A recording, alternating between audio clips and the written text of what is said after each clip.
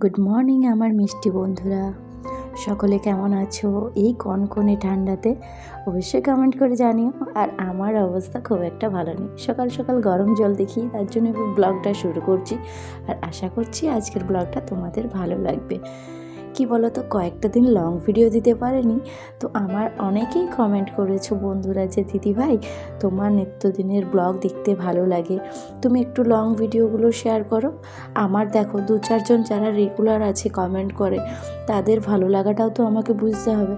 তো ভাবলাম কি যে না, কষ্ট হলেও একটু লং ভিডিও শেয়ার করি। আর এই ব্লগটা আমি করেছি কিন্তু কালকে, তো কালকে মোটামুটি শরীরটা একটু ভালো ছিল, তো ভাবলাম তোমাদের সাথে শেয়ার করি, সেই কারণে আর কি। তো আজ এটা হলো, আমি তোমাদেরকে আগে বলে দিই, এটা হলো কি গিয়ে আমার সোমবারের ব্লগ। তো ব্লগটা প্রথম থেকে শেষ পর্যন্ত সাথে থেকেও ভালো লাগবে। তো সকাল সকাল চা তা খাওয়া দাওয়া তো কমপ্লিট হয়েই গিয়েছে, চিকুসোনাকে উঠিয়েছি, পড়তে বসিয়েছি। আর ওদিকে আজকে কিন্তু সকালের জন্য গরম জল করেছিলাম। কয়েকটা দিন হলো বাড়ির প্রত্যেকটা মানুষেরই শরীর অসুস্থ হয়ে যাচ্ছে, তো সেই কারণে আর কি।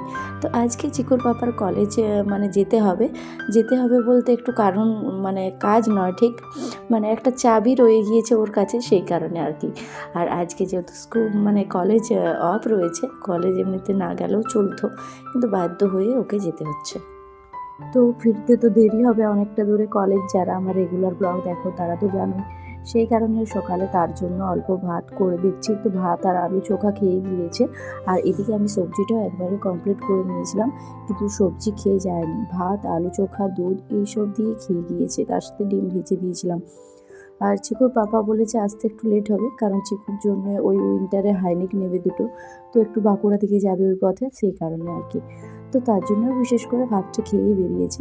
আর এদিকে আমি রান্নাগুলো ভাবলাম কি একেবারেই কমপ্লিট করে নিই, আমার কয়েকটা কাজ রয়েছে, সেই কাজগুলো করব। যাব বুধবার দিন মানে ননদের বাড়ি, সেই কারণে আর কি।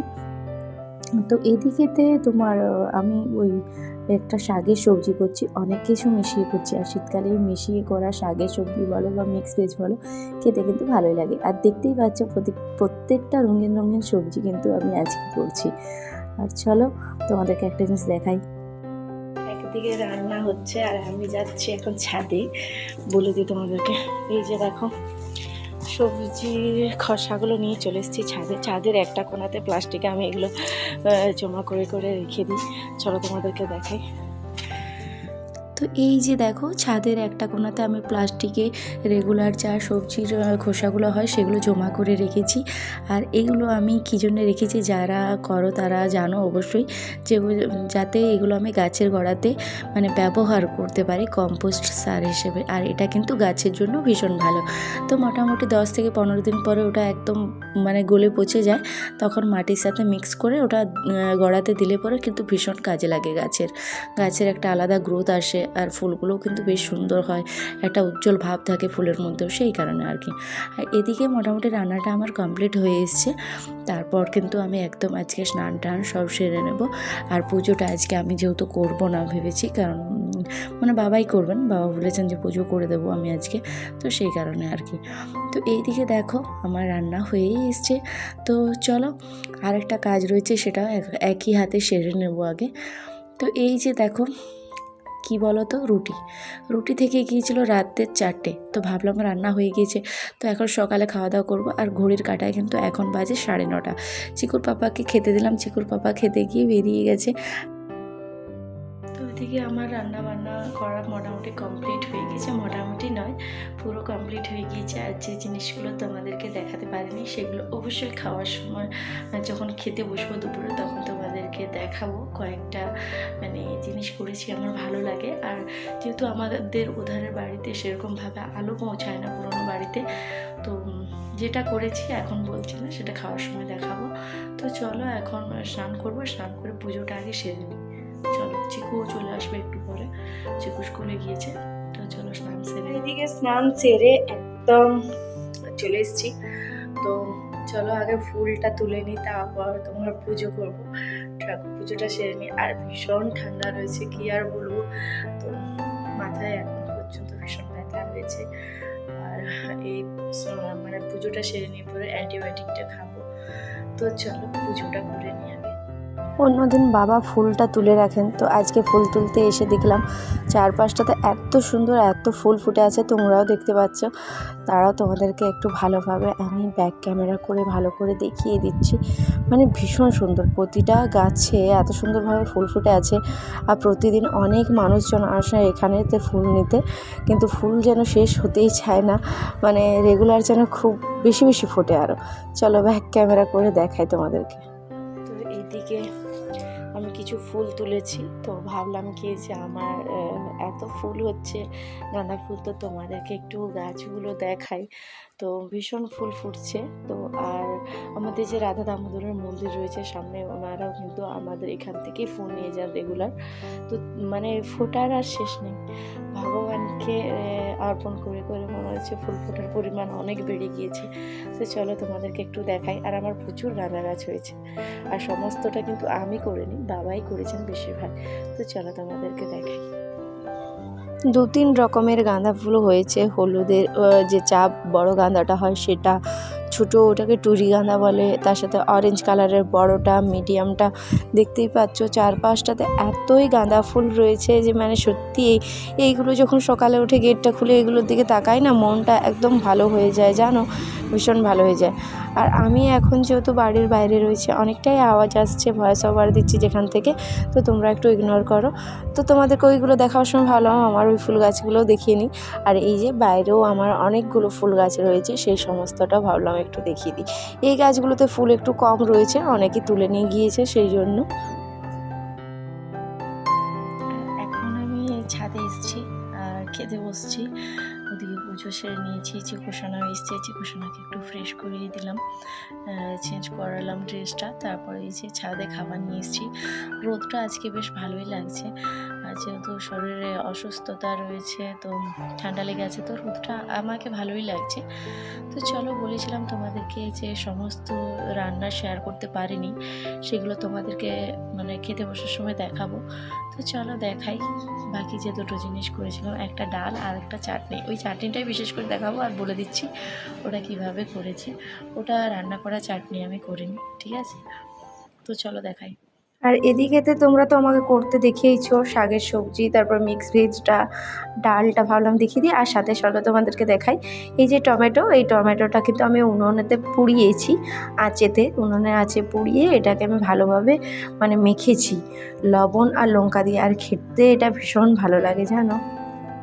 রোদ খেতে খেতে আমি আর চিকুসোনা বসে আছি। চিকুর অদ্ভুত অদ্ভুত প্রশ্ন, ম্যারাথন দৌড় কি জিনিস সেটা নিয়ে মানে বিভিন্ন প্রশ্ন করছে। তো আমি বলছি যে তোমার বড় হও, বুঝতে পারবে সব আস্তে আস্তে, মানে এত বোঝাচ্ছি বুঝতে পারছে না, তো বড় না হলেও বুঝতে পারবে না। তো চলো, এখন দুপুরে খাওয়া দাওয়া কমপ্লিট, তো এখন তো রেস্ট করতে হবে, তাই না? রেস্ট করার সময় এই যে দেখো চিকুসোনাকে সোয়েটার পরিয়ে স্কুলে পাঠিয়েছিলাম, এসে পরে আবার পরিয়েছি। কতটা দৌড় দৌড়তে হয়? অনেকটা দৌড় দৌড়তে হয় ম্যারাথনেতে, মানে হাফ ম্যারাথন 20 কিলোমিটার, যেটা রিসেন্ট হয়েছিল, আর ফুল ম্যারাথন হচ্ছে 50 কিলোমিটার। চলো এখন রেস্ট করি। নাম লেবু।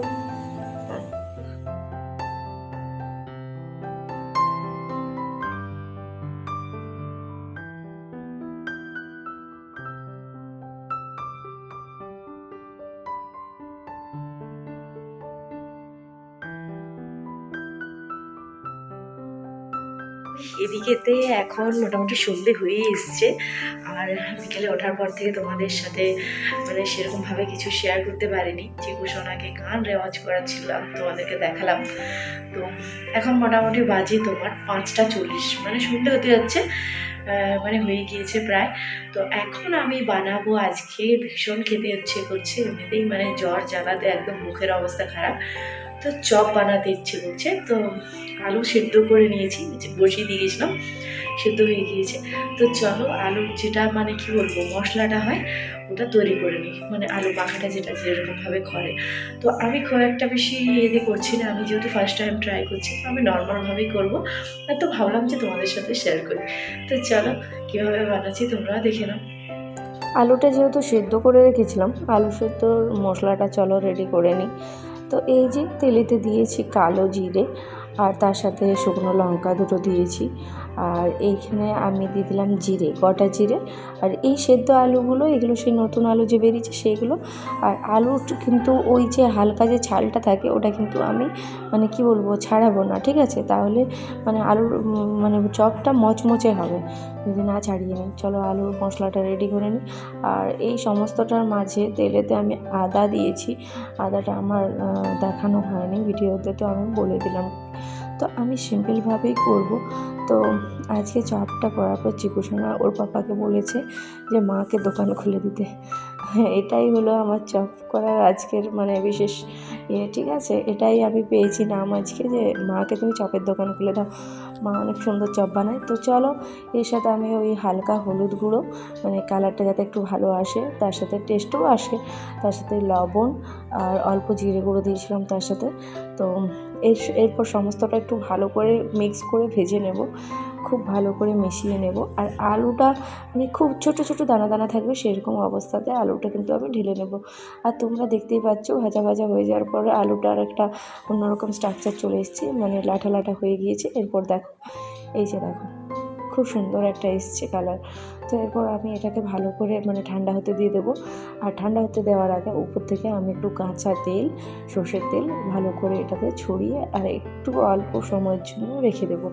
তারপর কিন্তু মানে এই চপটা রেডি করব। তো চলো ততক্ষণকে মানে ব্যাটারটা রেডি করে নিই। আর এই যে বেসন নিয়েছি, বেসনের মধ্যে অল্প তার আগে দিয়েছি বেকিং সোডা, আর ওটা দিলাম লবণ। ভালো করে মেখে নিচ্ছি, আর সাথে অল্প হলুদ দিয়েছিলাম বেসনটাতে, যেটা দেখানো হলে যা কিছু দেখাতে পারিনি। তো সেই সমস্তটা কিন্তু আমি মুখে বলে দিচ্ছি, তোমরা এভাবে বাড়িতে বানিয়েও ট্রাই করো, তো দেখবে ভীষণ সুন্দর হয় কিন্তু। আর এখানে প্রথম যখন দিয়েছিলাম দেখলাম ব্যাটারটা একটু ভারী লাগছে, তো হালকা জল দিয়ে আর একটু ভালো করে বেটে নিয়েছিলাম। খুব একটা চপের বেটার মানে শক্ত করলে ভালো লাগে না। আর এই দেখো চপটা কিন্তু ভীষণ সুন্দর হয়েছিল। তো অবশ্যই আজকের ভিডিওটা কেমন লেগেছে তোমাদেরকে কমেন্ট করে জানিও, আশা করি ভালো লেগেছে। আর আমার এই যে চপ করলাম ফার্স্ট টাইম ট্রাই করেছি। তো আজকের মতো টাটা, বাই বাই, সকালে ভালো থেকো, সুস্থ থেকো।